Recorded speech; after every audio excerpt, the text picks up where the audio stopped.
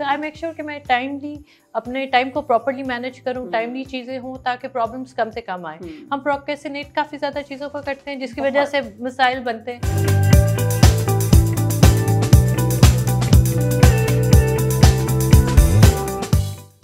अस्सलाम वालेकुम एवरीवन, मैं हूं आपकी होस्ट मुआफिया मलिक। हम और आप विद PNY की एक न्यू एक्सक्लूसिव शो के साथ। जैसा कि आप सब लोग जानते हैं, PNY एक ऐसा इदारा है जहां हम हज़ारों की तादाद में स्टूडेंट्स को डिफरेंट कोर्सेज करवाते हैं, समटाइम्स IT से रिलेटेड, समटाइम्स लाइफ स्किल्स, और बहुत ज़्यादा स्पेशली ख़वातीन पे हम फोकस करते हैं। जो हमारा प्रोग्राम है PNY पिग, जिसमें हम ख़वातीन को ऐसे स्किल सिखाते हैं ताकि वो अपने आप को ग्रूम कर सकें, घर में रहते हुए किस तरह से ऑनलाइन बिजनेस कर सकती हैं या घर से बाहर निकलकर मर्दों के शाना बशाना काम किस तरह से कर सकती हैं।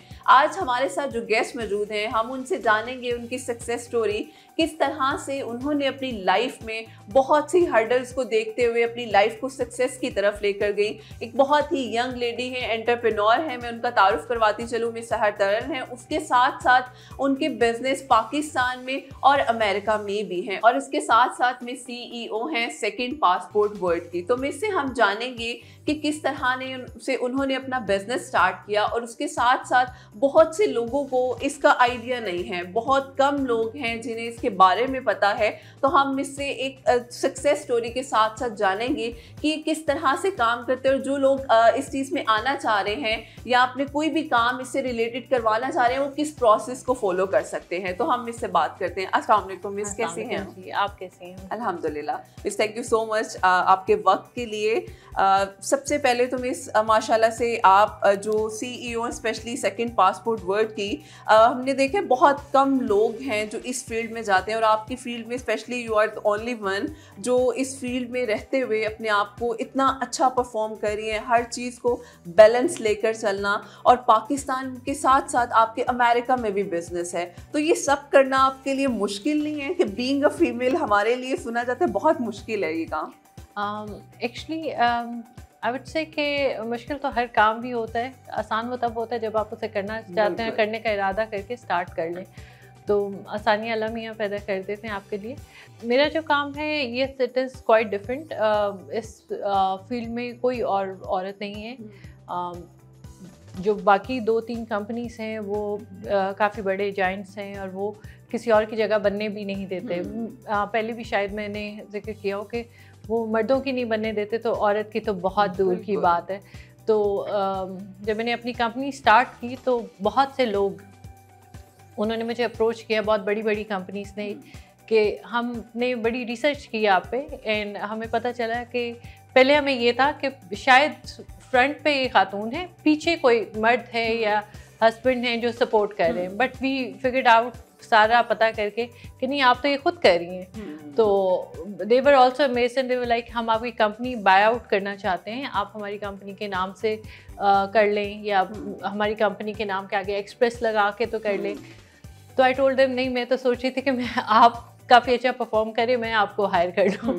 So the guy was really amazed कि मैं तो इनकी कंपनी बाय करने की बात कर रहा हूँ और ये मुझे उल्टा हायर करने की बात कर रही हैं।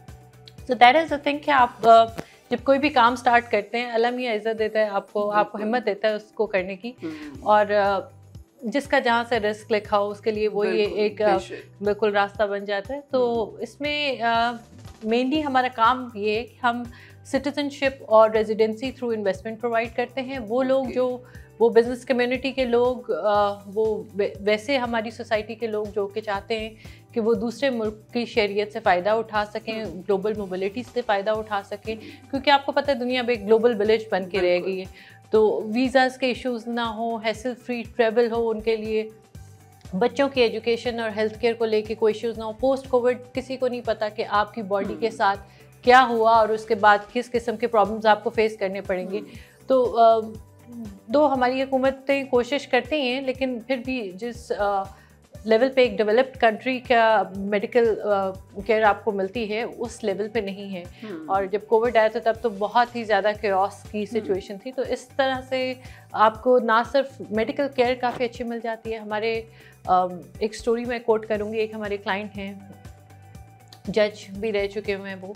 तो उनकी मिसेस को किडनीज़ का कोई और लिवर्स का इशू था, जिस वक्त वो ट्रीटमेंट कराने के लिए यूके गए तो तकरीबन £2.25 लाख उन्होंने पे किया ट्रीटमेंट का, और उसके बाद वो प्रॉब्लम दोबारा भी हो सकता है। तो देन उन्हें किसी ने बताया, रेफ़र किया हमारे पास, और उन्हें हमने पोर्चुगल की गोल्डन वीज़ा रेजिडेंसी उन्हें लेके दी, और उसकी वजह से उनकी बच्चों की, मिसेस की हेल्थ केयर भी फ्री हो गई, एजुकेशन भी फ्री हो गई, और साथ में उनकी एक प्रॉपर्टी भी बाहर मुल्क बन गई, जिसको वो 5 साल बाद लिक्विडेट करके अपने पैसे वापस भी ले सकते हैं। तो एक तो वो एक अच्छी डेवलप कंट्री के शहरी बन गए, दूसरा वीज़ा फ्री ट्रैवल की ऑप्शन आ गई।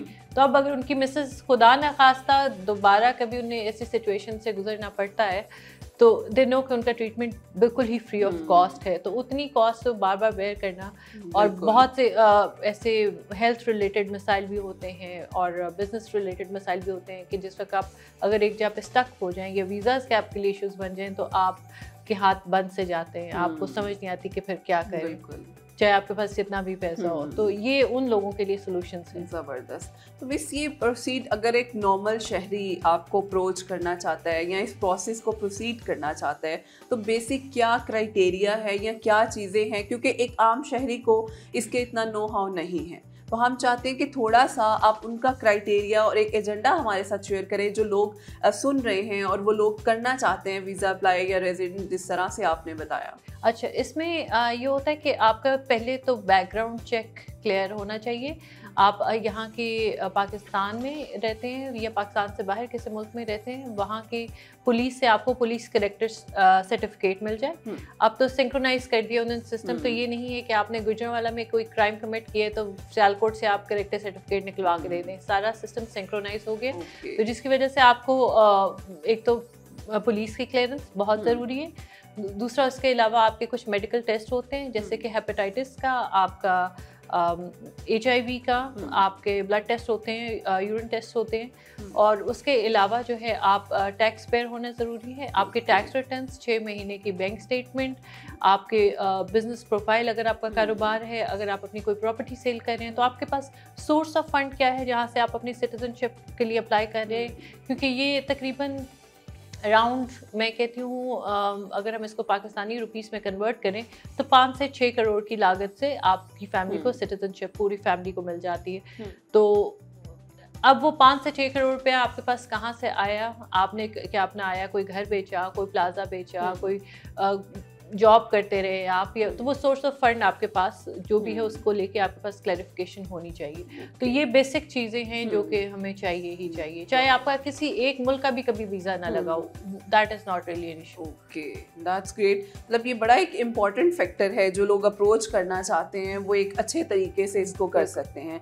वैसे अब हम बात करते हैं थोड़ा सा हट के प्रोफेशनलिज्म को आपने पर्सनल लाइफ के साथ, क्योंकि हम देखते हैं ख़वातीन के लिए पर्सनल लाइफ मैनेज करना बहुत मुश्किल है, और स्पेशली बीइंग अ मदर, क्योंकि माशाल्लाह आप मदर का रोल भी प्ले कर रही हैं, उसके साथ अपनी मल्टीपल डायमेंशंस में काम कर रही हैं। तो क्या आपको लगता है ख़वातीन, क्योंकि हमारे यहाँ डिलीमास हैं कि एक औरत या तो घर चला सकती है या बाहर वर्किंग वूमेन बन के काम कर सकती है, तो इस बारे में आप हमें क्या कहेंगे? असल में ये बहुत अच्छा क्वेश्चन है, क्योंकि जिस शादी के 10 साल तक ना, 10-11 साल तक मेरी औलाद नहीं थी। तो जब मेरी बेटी पैदा हुई कोविड के ही दौरान, और साथ ही पाकिस्तान में हमने एक नई ब्रांच भी स्टार्ट कर ली और काम भी हो रहा था, तो अक्सर जो हमारे दोस्त थे, क्योंकि कोविड के दौरान बच्चा पैदा हुआ और अचानक पैदा हुआ, तो अक्सर दोस्तों को ये लगता था कि शायद इन्होंने अडॉप्ट कर लिए और ये बता नहीं रहे। तो क्योंकि मतलब कि अपने बच्चे को छोड़ के तो ये काम कैसे कर सकती है। तो यहाँ पे साइकी ही है कि अगर माँ है तो वो काम नहीं कर सकती, वो एक ही काम करेगी। तो बल्कि एक मेरी खाला है, उनसे मेरी बात हो रही थी कहीं पे, politically she is really well to do, और उन्होंने मुझसे पूछा कि तुम्हारी तो अभी बेटी नहीं पैदा हुई तो तुम इतना काम कैसे कर रही हो। तो मैंने कहा खाला वो बड़ी हो गई है। कहती कितनी बड़ी हो गई? मैंने कहा 2 महीने ही। तो she started laughing on that कि मतलब कि अभी भी तुम्हें लगता है कि you can do some work. I think कि बच्चे को आप जिस वक्त बच्चा आपका बीमार तब होता है जिस वक्त आप प्रॉपर रूटीन्स को फॉलो नहीं कर रहे होते, टाइमली डाइपर नहीं चेंज हो रहे, टाइमली खाना नहीं मिल रहा। प्रॉब्लम बच्चा आपको तभी देता है जब आप उसकी रूटीन को लुक आफ्टर नहीं कर रहे, थोड़ी सुस्ती शो करते। तो आई मेक श्योर कि मैं टाइमली अपने टाइम को प्रॉपरली मैनेज करूँ, टाइमली चीज़ें हों ताकि प्रॉब्लम्स कम से कम आए। हम प्रोक्रेस्टिनेट काफ़ी ज़्यादा चीज़ों को करते हैं जिसकी वजह से मसाइल बनते हैं। तो अदरवाइज जो है मेरी बेटी को मैं बहुत टाइम देती हूँ और प्यार भी बहुत करती हूँ, और मेरे ख्याल से काम पे भी मैंने एक कमरा बनाया हुआ है कि जहाँ पे वो आती है, वो अपना टाइम स्पेंड करती है और अक्सर वो ऑफिस भी विजिट करती है, because I want her to get use to the idea of this कि her mother is a working woman and this is how people are there. ज़रूरी नहीं है कि आप घर में किचन में ही टाइम स्पेंड कर रहे हो या बच्चे के घुटने के साथ बिठा के ही। तो बाहर सारी ख़वातीन काम करती हैं, और हज़रत मोहम्मद की पहली जो जोजा थी हज़रत खदीजा, वो भी काम करती थी, तिजारत करती थी, तो इसमें कोई हर्ज नहीं। बिल्कुल। तो हम इस चीज़ को करें क्योंकि हमारी सोसाइटी में इस चीज़ को समझा नहीं जाता, जस्ट नेगेटिविटी की तरफ हम लोग इसको ड्रैग कर रहे हो। बिल्कुल ऐसे ही लगता है कि जैसे हो सकता है ये फिर घर में देख रहे हैं या बट लोग हैं, लोग तो कुछ भी कहेंगे, उनके मुताबिक तो नहीं आप जिंदगी गुजार सकते। अच्छा, मिसे आपने स्टार्ट किया मतलब टेल अभी तक पाकिस्तान में आपको कुछ ऐसे चैलेंजेस फेस करना पड़े हो, समटाइम्स आपने सोचा यार ये क्या मुसीबत आ गई है कि मैं किस तरह से इन चैलेंजेस को फेस करूंगी, और उन चैलेंजेस से बाद में आपने गिव अप ना किया और अपने आप को वही एक प्रॉपर ट्रैक पे रखते हुए लेकर आई हो। तो ऐसे चैलेंजेस को किस तरह से आपने फेस किया हो? पाकिस्तान में मेरे एक एक्सपीरियंस रहा, किसी के साथ मैंने शाकिदारी में कारोबार किया, तो वो थोड़ा फ्रॉड करके हमारे साथ, लेकिन उन्हें ये था कि शायद खातून हैं तो थोड़ी सी कैरेक्टर असैसिनेशन करेंगे, थोड़ा सा तंग करेंगे तो ये छोड़ के पीछा छुड़वाएंगी। लेकिन I made sure that he knows कि ऐसा नहीं है। आई मेड श्योर कि मैं स्टैंड लूँ। लीगली भी हमने परसू किया, उस हद तक परसू किया जिस हद तक उन्होंने हमें इतना भगाने की कोशिश की कि हम थक जाएं। लेकिन थकने वालों में से भी हम लोग ऑब्वियसली नहीं हैं और ना हार मानने वालों में से हैं। तो आई मेड श्योर कि हम लोग लीगली भी अपने राइट्स का हमें पता हो, हम चीज़ों को परसू करें। और इस चीज़ को तो मैं बहुत अच्छे तरीके से समझती हूँ कि यहाँ पे किसी भी औरत को अगर आप हरा नहीं ना सकते तो उसकी कैरेक्टर असैसिनेशन शुरू कर दी जाए, तो वो तो I don't really care about that. लोगों का आप ओपिनियन की उस वक्त फिक्र करें जब वो खुद बहुत कोई दूर के धुले हों। तो आपको पता होना चाहिए, आपको अपनी बाउंड्रीज का पता होना चाहिए, आप एक रिस्पेक्टफुल तरीके से ज़िंदगी गुजारो, दैट्स इट। तो मिस एक ऐसी टिप या ऐसी स्ट्रेटजी आप अपनी वर्क लाइफ को और अपनी पर्सनल लाइफ को बैलेंस लेकर चल रही हैं, how can you manage this? बहुत से लोगों का ये सवाल होगा कि उनके बिहाफ पे मैं पूछ रही हूँ। अच्छा, इसमें एक बहुत बड़ा रोल जो है ना वो आपके हस्बैंड का भी होता है, और कि वो इस चीज़ को एक्सेप्ट करें कि you are a working lady and you require some time for work as well. और इसमें मेरी कोशिश ये होती है कि जो वक्त मुझे घर पे देना है वो वक्त मैं क्वालिटी टाइम घर पे दूँ, क्योंकि मर्द भी उतनी मेहनत कर रहे होते हैं, बल्कि हमसे ज़्यादा कर रहे होते हैं, और जिस वक्त वो घर आते हैं तो उनको घर का एक अच्छा इन्वायरमेंट मिलना चाहिए। अक्सर ख़वातीन को मैंने ये चीज़ का कंप्लेन करते हुए देखा है कि उनके हस्बैंड्स उन्हें टाइम नहीं देते। तो टाइम अगर वो आपको 20 मिनट देते हैं पूरे दिन में से, तो कोशिश करें कि वो 20 मिनट आप शिकायतें करने के बजाय खुशगवार तरीके से गुजारें, ताकि वो 20 मिनट 1 घंटे में और 1 घंटा 6 घंटे में तब्दील हो, बजाय इसके कि वो 20 मिनट भी आप इस चीज़ के बारे में कंप्लेन करते रहें कि सारे दिन में मुझे 20 मिनट मुश्किल से दिए। तो आई थिंक कि थोड़ा सा ख़वातीन को भी चाहिए कि वो अपने घर को थोड़ा एक फ्रेश एनवायरनमेंट दें, एक होमली अच्छा सा एनवायरनमेंट दें जिसमें मर्द भी घर पे टाइम स्पेंड करना चाहें, अपनी फैमिली के साथ टाइम स्पेंड करना चाहें, तो फिर दैट क्वालिटी टाइम जो है that factors in a lot.